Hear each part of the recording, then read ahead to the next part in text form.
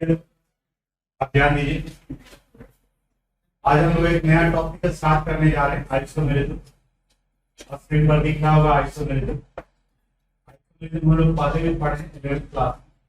कह सकते हो कि मेजर पार्ट हम लोग 11th में आइसोमेरिज्म का पढ़े। काफी यहाँ पर यूज क्या कैसे करेंगे उसके बारे में बताएंगे। इसका definition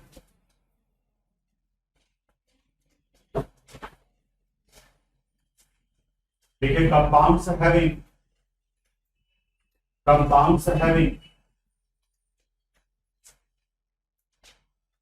similar molecular formula, compounds having similar molecular formula,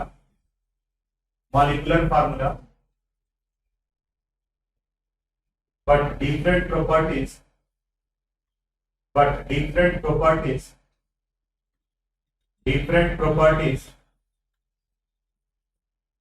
are called isomers,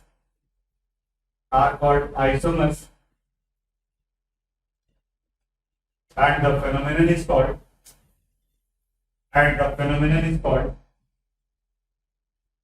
isomerism,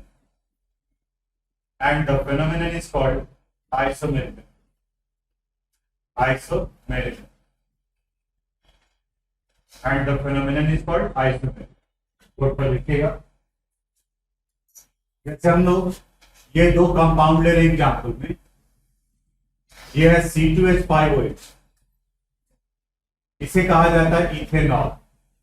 बता सकते हैं इसमें फंक्शनल ग्रुप कौन सा है? यानी इन्हें कहा जाता है अल्कोहल। और एक दूसरा कंपाउंड लेते हैं CH3OCH3, नोमेनक्लेचर आएगा इसके बाद वाले चैप्टर में, वहां सीखेंगे हम लोग। अभी आपको हमने नहीं बताया है तो लिख दे रहे, इसका नाम है मिथॉक्सीमीथेन। और इसमें फंक्शनल ग्रुप लगा हुआ है ईथर। ईथर का नाम आप सुने होंगे। ईथर बेहोश करने के लिए एनेस्थेसिया का फॉर्म इस्तेमाल किया है, ठीक है। क्लोरोफॉर्म भी एनेस्थेसिया के रूप में इस्तेमाल किया है। ये ईथर, इसको सुंघाने से बेहोश हो जाता है, इसको पीने से बेहोश हो जाता है। दोनों में अलग अलग, दोनों का प्रॉपर्टीज भी बिल्कुल अलग, लेकिन दोनों को अगर गौर से देखें तो दोनों में एक चीज कॉमन नजर आएगा कि दोनों का मॉलिक्यूलर फार्मूला सेम। कार्बन देखो इसमें कितना है 2, हाइड्रोजन 5 and 1 6 और ऑक्सीजन 1। यहां भी काम करो, कार्बन 1 and 1 2, हाइड्रोजन 3 and 3 6 और ऑक्सीजन 1। तो दोनों का मॉलिक्यूलर फार्मूला सेम है, लेकिन दोनों का प्रॉपर्टीज क्या है? अलग अलग है। ये दोनों एक दूसरे के आइसोमर्स हैं। नोट कीजिए क्या। अब अगर हम लोग आइसोमेरिज्म के टाइप को देखें तो इनका टाइप, इनको सबसे पहले दो पार्ट में बांटा गया। एक हो गया स्ट्रक्चरल आइसोमेरिज्म, और दूसरा है स्टीरियो आइसोमेरिज्म। स्ट्रक्चरल आइसोमेरिज्म के कई टाइप हैं। जैसे एक होता है चेन आइसोमेरिज्म, फिर पढ़े हम लोग पोजीशन आइसोमेरिज्म, फिर आता है फंक्शनल आइसोमेरिज्म, फिर आएगा मेटामेरिज्म,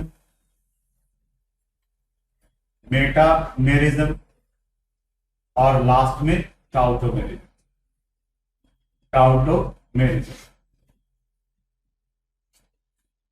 स्टीरियो आइसोमेरिज्म में भी दो टाइप होता है। एक है जियोमेट्रिकल आइसोमेरिज्म, और दूसरा ऑप्टिकल आइसोमेरिज्म। और 12th क्लास में हम लोग को सिर्फ ये पढ़ा, बाकी ये सारा पार्ट जब हम लोग 11th में पढ़ते, लेकिन यूज हो क्या आएगा, ठीक है, जिस जगह पर उसको हम एक्सप्लेन करें, ठीक है। जिस जगह पे जैसे अब ये पूरा का पूरा ये चेन किसे कहते हैं, पोजीशन किसे कहते हैं, फंक्शनल किसे कहते हैं, आप इसे पूरे डिटेल से जाने का जरूरत। अगर याद है पहले वाला तो आपको सपोर्ट मिलेगा। ये सभी जो क्वेश्चन हम लोग करने जा रहे हैं तो इसमें से टाइप करने की जरूरत पड़ेगी। यहाँ क्वेश्चन किस तरीके से रहेगा, जो इसको हटाते हैं, सीधा सीधा क्वेश्चन पर आ जाते हैं हम लोग। यहां का रहा है draw the structure of all the 8 structural isomers. थोड़ा सा और पीछे चलते हैं हम लोग, तो आइसोमर्स का कंसेप्ट थोड़ा सा आएगा ध्यान। आइसोमेरिज्म क्लास 11 में ही पढ़े थे कि जितने अलग अलग तरीके से आप अरेंज कर सकते हो, अगर उनका आईयूपैक नेम अलग है तो वो एक दूसरे के आइसोमर्स कहते हैं। हम लोग का ये चैप्टर है हेलोल्केन है, तो हेलोल्केन से स्टार्ट करते हैं। तो अगर हम लोग फर्स्ट मेंबर को लेते हैं तो फर्स्ट मेंबर हो गया CH3Cl। इसे और किसी तरीके से अरेंज नहीं किया जा सकता, तो इसके आइसोमर्स नहीं। दूसरा, अगर हम लोग C2H5Cl ले लें तो इसे भी और अरेंज नहीं कर सकते, यानी इसके भी आइसोमर नहीं। लेकिन अगर प्रोपेन लेते हैं C3H7Cl तो इनके आइसोमर्स बनेंगे। कैसे बनेंगे? देखो कितना कार्बन एटम है, 3, तो CH2, यहां Cl, CH2 और यहां CH3। इसका क्या नाम लिख सकते हैं हम लोग? 1 क्लोरोप्रोपेन, 1 क्लोरोप्रोपेन। अब क्या करते हैं, इस क्लोरीन को यहां शिफ्ट करते हैं, CH3, CH, Cl और CH3। अब इसका नाम क्या हो जाएगा? 2 क्लोरोप्रोपेन, 2 क्लोरोप्रोपेन। और बताओ, और कुछ कहीं पे एडजस्ट करने पर अगर आईयूपैक नेम अलग हो जाएगा तो आइसोमर्स बनेंगे। इसको यहां कर देंगे तो बताओ क्या नाम हो जाएगा? 1 इधर से नाम नहीं करना पड़ेगा, तो 1 क्लोरो तो हम लोग ऑलरेडी लिख चुके हैं। यानी कि C3H7Cl के केस में कितने आइसोमर्स बन गए? इसी तरह से आगे बढ़ते जाएंगे हम लोग तो नंबर ऑफ आइसोमर्स। कंसेप्ट क्या आया? जितने अलग अलग तरीके से आप अरेंज कर सकते हैं कीजिए, ठीक है। आईयूपैक नेम अगर अलग हो गया तो कंपाउंड एक दूसरे के आइसोमर्स है। और इसी से रिलेटेड आपके बुक में 2 क्वेश्चन दिया हुआ है। एक यहां का रहा है draw the structure of all the 8 structural isomer that have the molecular formula C5H11Br, यानी कि ब्रोमोपेंट है। और फिर इसको प्राइमरी, सेकेंडरी, टर्शियरी में क्लासिफाई करना है। और दूसरा क्वेश्चन है right the isomers of the compound having the formula C4H9Br। अभी हम लोग C3H7 का बनाए और यहाँ क्या दिया? C4H9Br। इन दोनों में से एक हम बनाएंगे और एक आपको बनाएंगे। आप बताओ आप कौन होगा? ये बताएगा कौन है? ये, क्योंकि कार्बोनेटेड इसमें क्या है? कम, इसलिए आप ये बनाएंगे। हम वो बनाते हैं, ठीक है। देखिए ध्यान से देखो, क्या C5H11Br, यानी इसके आइसोमर्स बनाए। कुछ नहीं लिखेगा, आप ध्यान से समझने की कोशिश करो, अगला बन जाएगा। कितने कार्बन एटम C5H11Br में? 5। अब ये 5 कार्बन और 1 हाइड्रोजन को जितने अलग अलग तरीके से आप अरेंज करना चाहें लिख सकते हैं। एक ये आ जाएगा 1 2 3 4 5, और यहां पर हम ब्रोमीन को डालते हैं। बता सकते इसका नाम क्या होगा? 1 ब्रोमो पेंटेन। अब क्या करते हैं, इस ब्रोमीन को सेकंड पे डाल दो। 1 2 3 4 5, यहां पर डाल दिए Br। नाम बताओ? 2 ब्रोमो पेंटेन।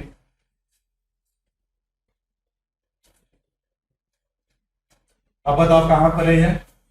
डॉट वाले पर। 1 2 3 4 5, यहां थर्ड पर Br डाल दी। इसका नाम क्या हो जाएगा? 3 ब्रोमो पेंटेन, 3 ब्रोमो पेंटेन। अब बताओ तो इसको फिर अगर यहां ले जाएगा तो इसका क्या नाम है? ऑलरेडी लिख चुके हैं, अब चेन में नहीं आया। अब क्या करते हैं, कार्बन एटम जहां पे 5 था चेन में, अब इसकी जगह पे 4 कर देते हैं और एक कार्बन एटम को यहां ब्रांच में डाल और यहां पर Br डाल। नाम बताओ? 1 ब्रोमो 2 मिथाइल ब्यूटेन। अब क्या करते हैं, इस कार्बन को सेकंड से थर्ड पर ले जाओ। 1 2 3 4 यहां डाल दिए, ब्रोमीन अभी भी यहीं पर। इसका नाम बताओ। 1 ब्रोमो 3 मिथाइल, इधर से नाम लिखिए ना। 1 ब्रोमो 3 मिथाइल ब्यूटेन। अब बताओ तो अगर इस कार्बन को यहां शिफ्ट कर सकते हैं क्या? अब वो पैरेंट चेन का पार्ट है। आप क्या करते हैं, ब्रोमीन का पोजीशन चेंज करते हैं। ब्रोमीन EF 1 2 3 4 यहां ब्रोमीन डाल दिए और यहां कार्बन। इसका नाम बताओ। 2 bromo 3 methyl butane, 3 methyl butane. अब और क्या कर सकते हैं, दोनों को एक ही पर डाल। 1 2 3 4 यहां पर C और इस जगह पर Br। अब नाम बताओ। 2 ब्रोमो 2 मिथाइल ब्यूटेन। आप बताओ और क्या कर सकते हैं। 3 कार्बन एटम को चेन में रख, एक यहां 4 यहां 5 और यहां पर Br। अब इसका नाम क्या हो गया? 1 bromo 2 2 dimethyl propane 2 2 dimethyl propane. अब इसके अलावा और अगर आपके दिमाग में कुछ स्ट्रक्चर आ रहा है तो बताइए, कि वैसे भी कर सकते हैं। मॉर्निंग वाले में 10 बना था, अभी 8 बनाए हैं हम लोग। और क्या कर सकते हो तो अलग कंपाउंड बनेगा? बोलो बोलोगे तब तो यहां बताएंगे।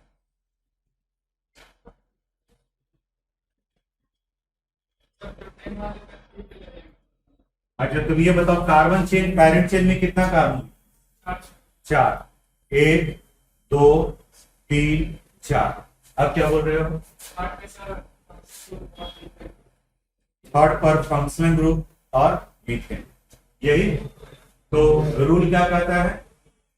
नंबरिंग उधर से करेंगे, इधर से फंक्शनल ग्रुप नजदीक, तो इधर से नहीं करके इधर से करना होगा। तो यहां जाएगा 1 2 3 4 2 ब्रोमो 2 मिथाइल। कहीं लिखा हुआ है क्या? 2 ब्रोमो 2 मिथाइल, यानी कि ये हो चुका है। और दूसरा दिमाग लगाओ।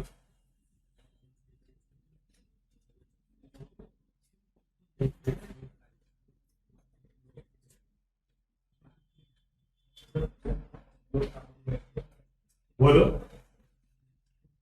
अब बोलोगे तब तो, जैसे वो बताया उसका गलत हो गया तो बताओ उसका कुछ हम इंसाइट दे दिया, हासिल का दे दिया, लेकिन उसने अगर बताया तब एग्जामिनेशन में उसका नहीं लिखा है। अगर मान ली कि आपके दिमाग में कोई स्ट्रक्चर आ रहा है, अगर वो सही नहीं है तो यहां पर आप बताओगे तभी करेक्शन हो सकता है।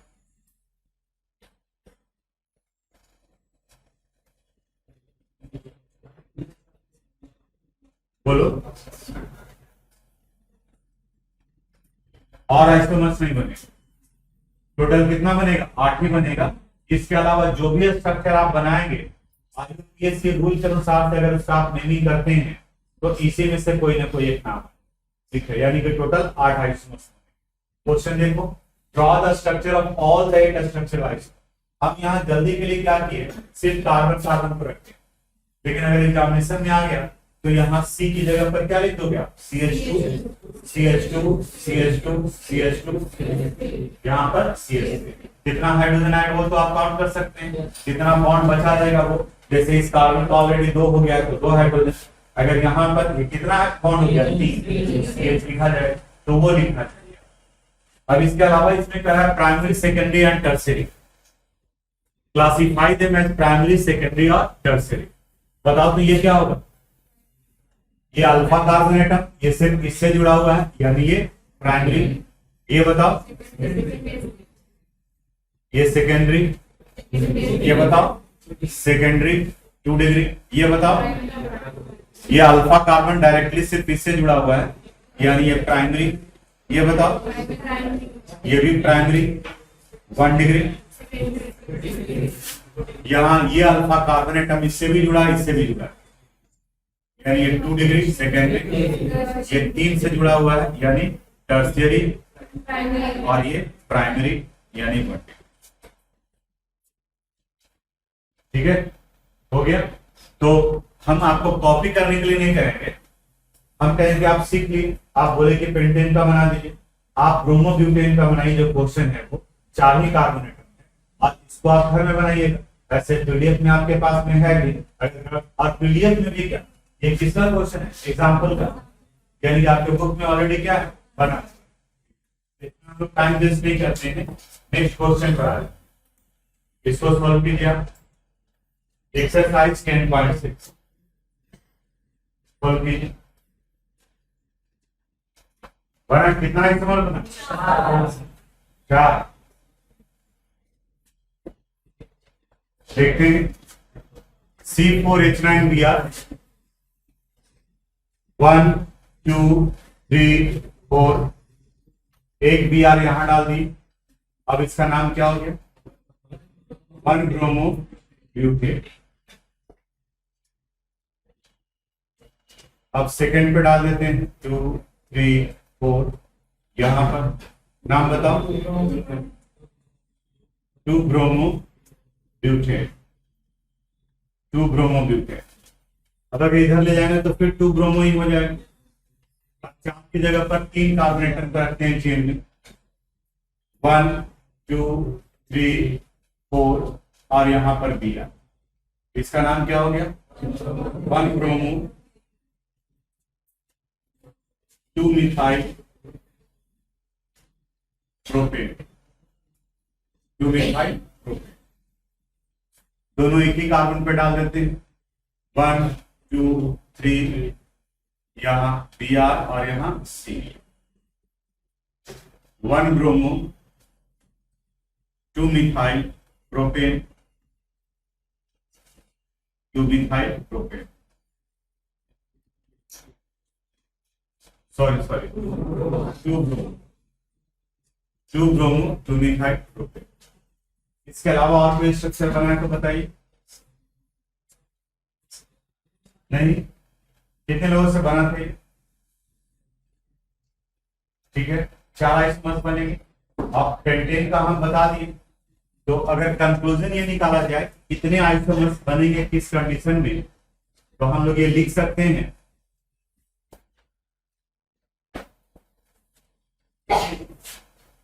जैसे अगर CH3Br हो C2H5Br हो C3H7Br हो C4H9Br हो और C5H11Br। इनमें आइसोमर्स नहीं बना था इनमें भी नहीं बना था। आप कहोगे सर एक का स्ट्रक्चर तो बनेगा। आइसोमर्स का डेफिनेशन क्या है ग्रुप ऑफ कंपाउंड। तो एक अकेले तो ग्रुप नहीं बनेगा तो कम से कम 2 होगा तब उसको ग्रुप कहा जाएगा। और C3H7Br में कितना बना था 2 C4H9Br में 4 और इसमें 8। लेकिन ये कोई फार्मूला नहीं। आप यहाँ रीजनिंग मत लगा देना कि एक कार्बन बढ़ रहा है और यहाँ 2 गुना हो जाएगा। 2 है तो ये 4 है तो 8 है तो कितना हो जाएगा 16 हो जाएगा। ऐसा नहीं ठीक है। यहाँ इसका कोई रेडीमेड फार्मूला नहीं है जिसपे आप बैठा दीजिएगा और वो फिर पता चला जाएगा। वो बनाना है आपको सिलेबस के अनुसार से और फिर ध्यान रखना। तो इसको नोट कर लीजिए आप ऐसे। फिर टोटल कितने आइसोमर्स बनेंगे जो अभी हम लोग पढ़े उसके अनुसार।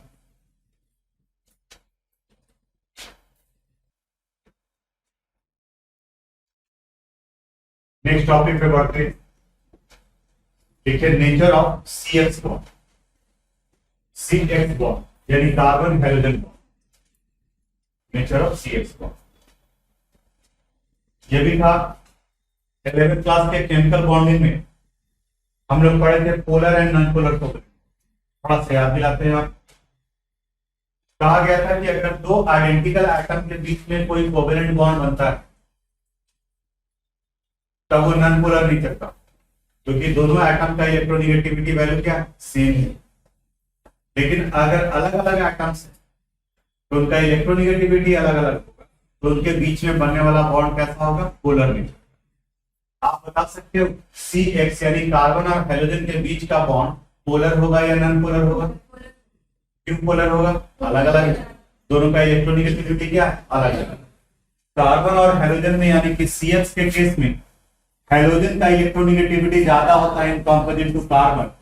तो जब हम लोग CX बॉन्ड की बात करेंगे तो शेयर्ड इलेक्ट्रॉन शिफ्ट कर जाएगा हाइड्रोजन की तरफ, तो यहाँ डेल्टा -4 और यहाँ डेल्टा +4, इसकी वजह से इस बॉन्ड को हम लोग करते हैं पोलर कोवेलेंट। अब अगर दो पोलर कोवेलेंट बॉन्ड को दो बॉन्ड को अगर कंपेयर करना पड़े, जैसे कहा गया कि एक जगह पर है कार्बन क्लोरीन, दूसरी जगह पर है कार्बन क्लोरीन, तीसरी जगह पर है कार्बन ब्रोमीन और चौथी जगह पर है कार्बन और हाइड्रोजन। ठीक है, इनमें किनका पोलैरिटी ज्यादा होगा, किनका कम होगा, तो इसके लिए इलेक्ट्रोनेगेटिविटी डिफरेंस को याद, आप याद करो हाइड्रोजन का इलेक्ट्रोनेगेटिविटी क्लास 11 में क्लासिफिकेशन ऑफ एलिमेंट में 10th में ही पढ़े होंगे पहले टेबल में। इलेक्ट्रोनेगेटिविटी को देखें तो सबसे ज्यादा कौन होता है, फ्लोरीन, इसके बाद क्लोरीन, फिर ब्रोमीन और फिर आयोडीन। तो आप बता सकते हैं इनमें सबसे ज्यादा पोलर कौन होगा, पहला वाला, इससे कम होगा CCl, फिर होगा CBr और फिर होगा Cl। सब हम लिखवाएंगे। पोलैरिटी को हम लोग रिप्रेजेंट करते हैं क्रॉस एरो से। क्रॉस एरो करने का मतलब ये होगा एरो और इनका टेल जो है क्रॉस, इसका हेड उसकी तरफ होगा जिनका इलेक्ट्रोनेगेटिविटी ज्यादा है, और इनका लेंथ डिसाइड करता है मैग्नीट्यूड। यानी कि जब दो स्पेसिस को कंपेयर करते हैं तो जिनमें ज्यादा पोलैरिटी प्रोड्यूस होगा, जहां इलेक्ट्रोनेगेटिविटी डिफरेंस ज्यादा होगा, वहां पर इसके लेंथ को हम लोग क्या करेंगे, बड़ा करेंगे, और जहां कम होगा वहां पर छोटा करेंगे। कंपेयर करना है। अब आप इसमें बताओगे, बताओ तो कार्बन और फ्लोरीन में किनका इलेक्ट्रोनेगेटिविटी ज्यादा है, फ्लोरीन का। तो एरो किसकी तरफ होगा, फ्लोरीन की तरफ। इन्हें दिखाएंगे तो ऐसे, ये CF हो गया। कार्बन क्लोरीन में किसकी तरफ, क्लोरीन की तरफ, लेकिन थोड़ा सा साइज छोटा कर इसके रिस्पेक्ट, क्योंकि फ्लोरीन के रिस्पेक्ट में क्लोरीन का इलेक्ट्रोनेगेटिविटी क्या है, कम है। इससे भी कम कहां पर हो जाएगा, CBr, और इससे भी कम कहां हो जाएगा, Ci। Ci समझ में आया यहाँ पर? दो बॉन्ड को अगर कंपेयर कर, तो यहाँ पर कार्बन और हाइड्रोजन को कंपेयर किए, इसी जगह पर अगर हाइड्रोजन को जोड़ दिया जाए तो हाइड्रोजन का इलेक्ट्रोनेगेटिविटी वैल्यू कार्बन से भी कम, यानी कि वहां पर भी पोलैरिटी प्रोड्यूस। लिखिए जो लिख पाते हैं,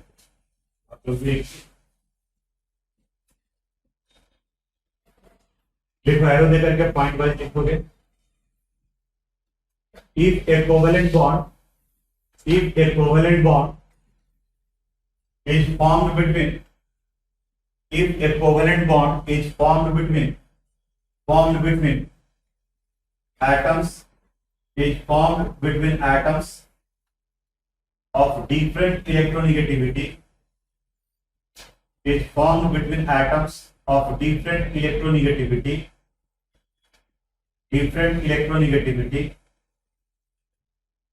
then the covalent bond would be polar. Covalent bond would be polar.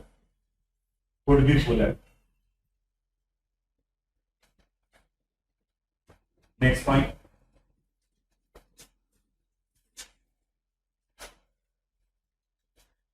The magnitude of polarity depends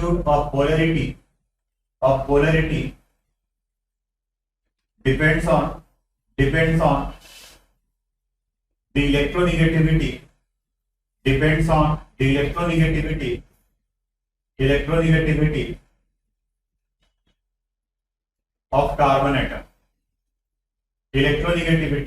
of carbon atom.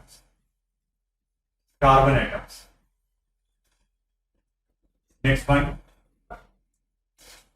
the polarity of a bond, the polarity of a bond is represented by, the polarity of a bond is represented by crossed arrow, is represented by crossed arrow. ये आप arrow बना लीजिए, इसको bracket में लिख लीजिए. is represented by crossed arrow,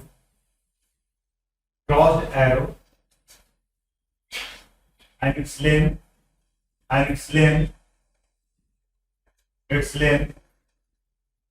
decide the magnitude, and its length decide the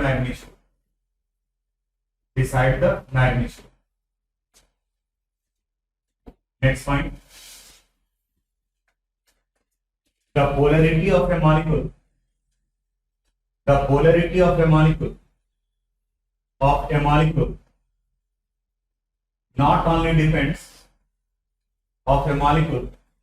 only depends on the electronegativity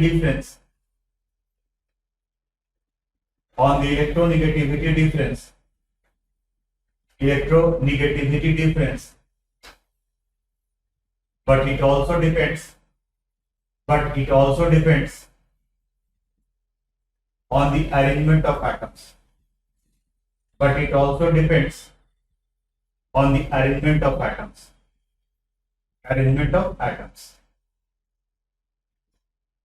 ये last वाला पॉइंट कह रहा है कि सिर्फ इलेक्ट्रोनेगेटिविटी डिफरेंस पर ही मॉलिक्यूल का पोलैरिटी डिपेंड नहीं करेगा. दोनों अलग अलग bond, polarity of a bond and polarity of A molecule.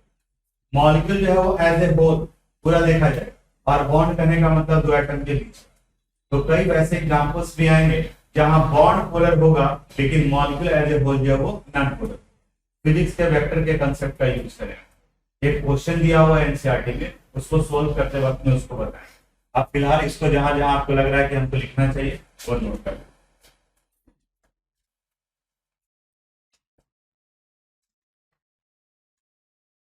देखो question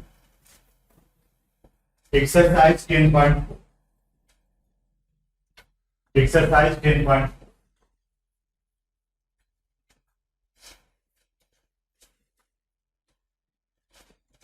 Which one of the following has the highest dipole? अब ध्यान से समझ, इसको हम यहां बता रहे हैं. हमें यहां याद क्या रखना है, अगर इलेक्ट्रोनेगेटिविटी की बात करें तो यहाँ तीन तरह का एलिमेंट है, क्लोरीन है, कार्बन है और हाइड्रोजन है. बता सकते हो कार्बन, हाइड्रोजन और क्लोरीन में किसका इलेक्ट्रोनेगेटिविटी ज्यादा होगा? इससे कम किसका होगा? और सबसे कम हाइड्रोजन. अब इन सब को CH2Cl2 है, इनका अगर हम लोग स्ट्रक्चर देखें तो टेट्राहाइड्रल होता है. इसको ऐसे लिख रहे हैं CH2Cl2, यहाँ Cl, यहाँ हाइड्रोजन और यहाँ हाइड्रोजन. ये CHCl3 है, यानी कि 3 क्लोरीन आ जाएगा और 2 हाइड्रोजन,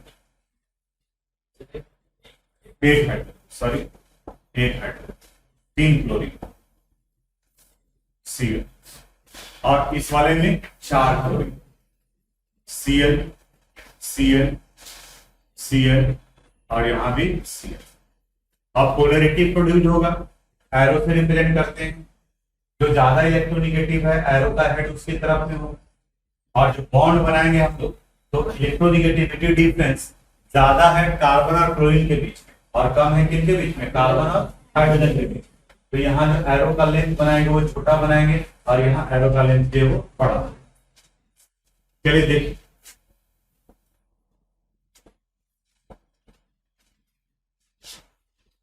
एरो से रिप्रेजेंट करते हैं पहले उस वाले पार्ट में. आप बताओ तो कार्बन और क्लोरीन में किसका इलेक्ट्रोनेगेटिविटी ज्यादा है? तो एरो जो बनाएंगे वो किसकी तरफ बनाएंगे? क्लोरीन की तरफ. यहाँ क्लोरीन, किसमें बताओ? क्लोरीन. यहाँ क्लोरीन, यहाँ क्लोरीन. हो गया ये. यहाँ बताओ क्लोरीन किस जगह? यहाँ कार्बन, यहाँ क्लोरीन। तो देख रहे हो यहाँ पोलैरिटी इलेक्ट्रोनेगेटिविटी डिफरेंस कम, इसलिए एरो क्या दिए, छोटा दिए हैं। यहाँ बताओ टुवर्ड्स क्लोरीन, यहाँ यहाँ आप बिल्कुल फिजिक्स के जैसा सोचे। इन दोनों का रिजल्टेंट एडिशन से बनेगा और किसके तरफ में होगा, राइट साइड। इधर इन दोनों का रिजल्टेंट कहां बनेगा, लेफ्ट साइड।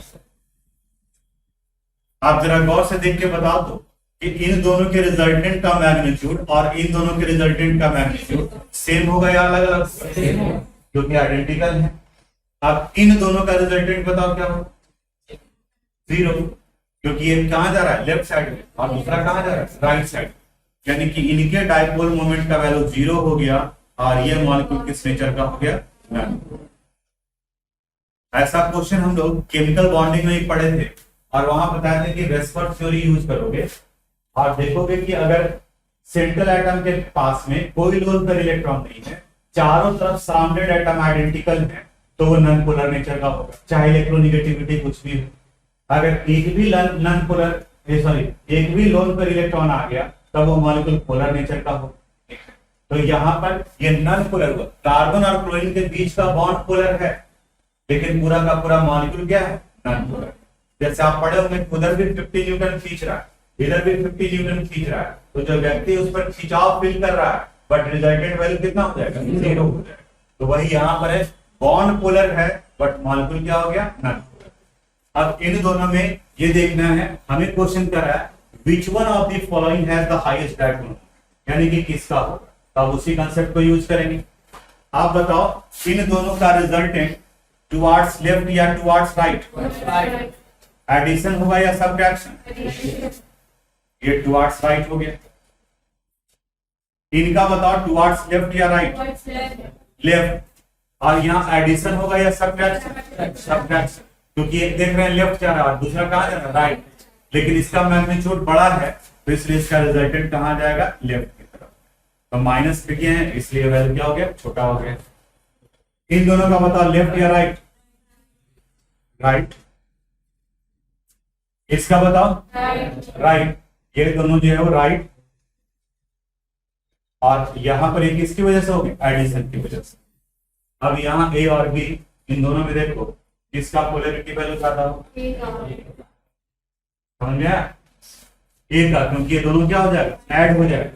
इनका फाइनल रिजल्टेंट वैल्यू निकालेंगे तो ये ऐसे आ जाएगा, और यहाँ दोनों का डायरेक्शन अलग है तो इनका रिजल्टेंट वैल्यू ऐसे हो जाएगा, सब्ट्रैक्शन। तो आंसर हमारा कह रहा था कि किनका पोलैरिटी वैल्यू ज्यादा होगा, आंसर क्या आ जाएगा, ए यानी CH2Cl।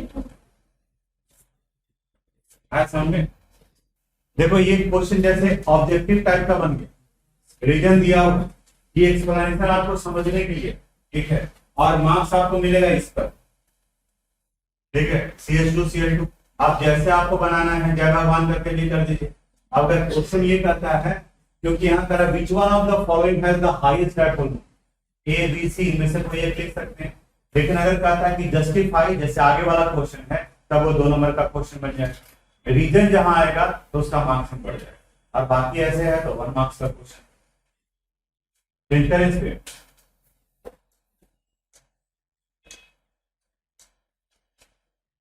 देखो ये भी क्वेश्चन उसी से रिलेटेड है, लेकिन यहां पर क्या दिया हुआ है, एक्सप्लेन करना है। देखिए question exercise 10.1, explain why the dipole moment of chlorobenzene is lower than that of cyclohexyl chloride. cyclohexyl chloride हो गया, चलो समझते हैं इसको, उसके बाद लिख पाएंगे, फिर आप डायग्राम बनाओ। क्लोरोबेंजीन,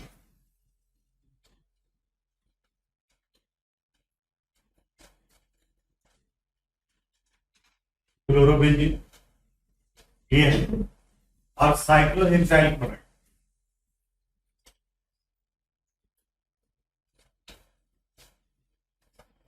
यह साइक्लोहेक्साइल।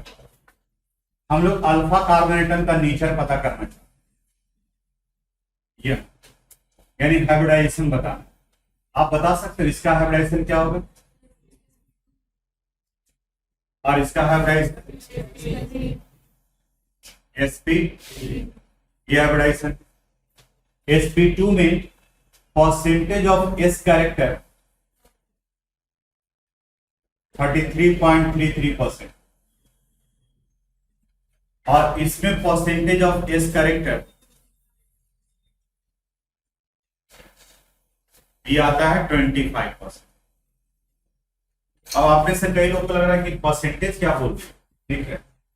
ये 11th क्लास में था कि जैसे अगर sp3 है और इसमें आपको परसेंटेज ऑफ s निकालना है, ध्यान से देखना। बताओ तो sp3 का मतलब हुआ s का एक ऑर्बिटल और p का 3 ऑर्बिटल। s के कितने ऑर्बिटल हैं? एक, तो यहाँ एक, और टोटल s का एक और p का 3, कितना हो गया? 4। तो 1/4 इंटू 100, ये वैल्यू कितना हो गया? 25। और उसी तरह से अगर परसेंटेज ऑफ p निकालना है तो देखो p का नंबर कितना है? 3, टोटल कितना है? 4 इंटू 100, ये वैल्यू कितना हो गया? 70। वहीं अगर हम लोग sp2 ले लेते हैं तो यहां पर अगर हमें परसेंटेज ऑफ s निकालना है तो s का नंबर कितना है? 1, तो यहाँ 1, टोटल बताओ कितना हो गया? 3, s का एक और p का 2, तो 1/3 इंटू 100, ये वैल्यू कितना आ गया? 33.33%। वहीं अगर परसेंटेज ऑफ p निकालेंगे तो या तो 100 में से माइनस कर दो या 2/3 इंटू 100, ये वैल्यू आ गया 66.66, यानी 66.67। वैसे ही अगर हम लोग को sp हाइब्रिडाइजेशन दिया हुआ है, यहां परसेंटेज ऑफ s निकालना है, क्या लिखेंगे? 1/2 इंटू कितना परसेंट? 50%। और यहां पर अगर परसेंटेज ऑफ p निकालेंगे तो 1/2 इंटू 100, ये वैल्यू भी कितना आ गया? ठीक है, परसेंटेज समझ में आ गया। अब कहता है कि कार्बन एटम है दोनों में, लेकिन दोनों कार्बन एटम का इलेक्ट्रोनिगेटिविटी अलग अलग। इलेक्ट्रोनिगेटिविटी इलेक्ट्रॉन खींचने की टेंडेंसी को कहा जाता है। जितना ज्यादा अनसैचुरेटेड रहेगा उसमें इलेक्ट्रॉन खींचने की टेंडेंसी उतनी ही ज्यादा, यानी कि sp3 हाइब्रिडाइज्ड कार्बन एटम से ज्यादा कौन होगा? sp2, और sp2 से ज्यादा कौन होगा? sp। यानी कि अगर कार्बन का हाइब्रिड इलेक्ट्रोनिगेटिविटी देखें, इलेक्ट्रोनिगेटिविटी तो सबसे ज्यादा कौन होगा? sp, इससे कम कौन होगा? sp2, और इससे कम कौन होगा? sp। ये इलेक्ट्रोनिगेटिविटी। अब यहां पर देखना, समझाने के लिए एक डाटा लेकर के चलते। मान लें कि क्लोरीन का इलेक्ट्रोनिगेटिविटी वैल्यू 10 है, यहां भी कितना है? 10। ठीक, अब इसमें sp2 है और इसमें क्या है? sp3। आप बताओ तो sp3 और sp2 में कहां ज्यादा इलेक्ट्रोनिगेटिव होगा कार्बन? sp2 में। तो मान ली कि इसका इलेक्ट्रोनिगेटिविटी वैल्यू 4 है और इसका इलेक्ट्रोनिगेटिविटी वैल्यू कितना है? 2। sp3 का कम होगा। तो आप बता तो कहां पे इलेक्ट्रोनिगेटिविटी डिफरेंस ज्यादा हो गया, फर्स्ट वाले में या सेकंड वाले? डिफरेंस यहाँ 10 है और यहाँ क्या है? 4 है। तो जब डिफरेंस निकालेंगे तो 10 - 4 कितना हो गया? 6, और यहाँ डिफरेंस निकालेंगे तो 10 - 2। फॉलो किए कि नहीं किया? यहाँ पर इनका इलेक्ट्रोनिगेटिविटी बढ़ गया कार्बन, और जब हम लोग पोलैरिटी निकालते हैं तो दोनों के बीच के इलेक्ट्रोनिगेटिविटी का डिफरेंस निकालते हैं। ये तो डाटा हम 10, 3, 4 आपको समझाने के लिए लेंगे। यहाँ पर ये दोनों में क्लोरीन है, यानी कि ये पार्ट तो कॉमन हो गया, लेकिन इसका इलेक्ट्रोनिगेटिविटी वैल्यू जो है वो ज्यादा है इसके रिस्पेक्ट में, तो इनके बीच का डिफरेंस कम हो जाएगा इन रिस्पेक्ट टू ये, यानी कि ये ज्यादा पोलर हो गया और ये कम पोलर हो गया। देखिए हम आंसर लिखा, पहले स्टेटमेंट लिखो उसके बाद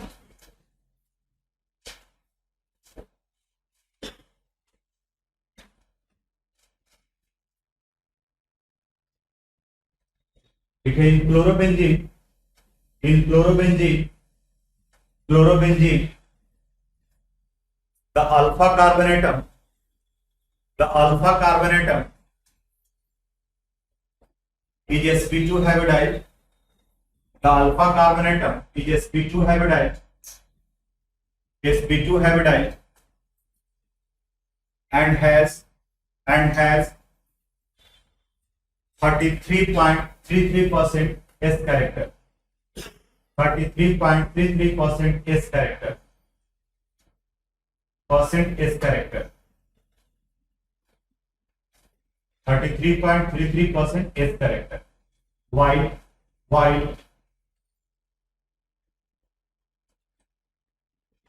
in cyclohexyl chloride,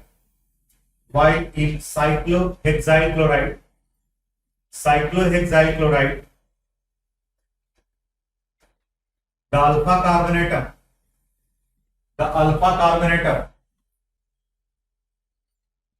is sp3 hybridized. The alpha carbon atom is sp3 hybridized. Is sp3 hybridized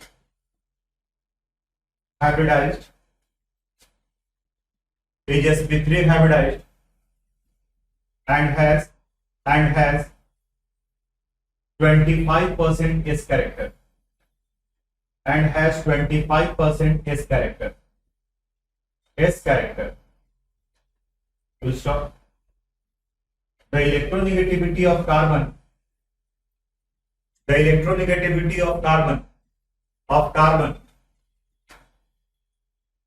increases on increasing the S character, and therefore the resultant polarity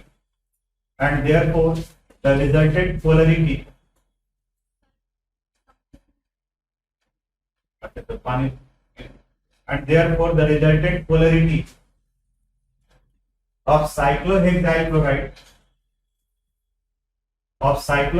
chloride is more than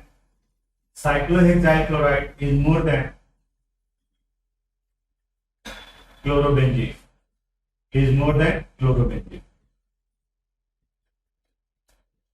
polarity यानी कि हम लोग electronegativity difference निकालते, जैसे अगर fluorine और chlorine ले ली और सोडियम और क्लोरीन ले ली, ध्यान से सुनो, एक फ्लोरीन और क्लोरीन ले ली और दूसरा सोडियम और क्लोरीन ले ली, तो बता सकते हो कहां पर ज्यादा पोलर बनेगा?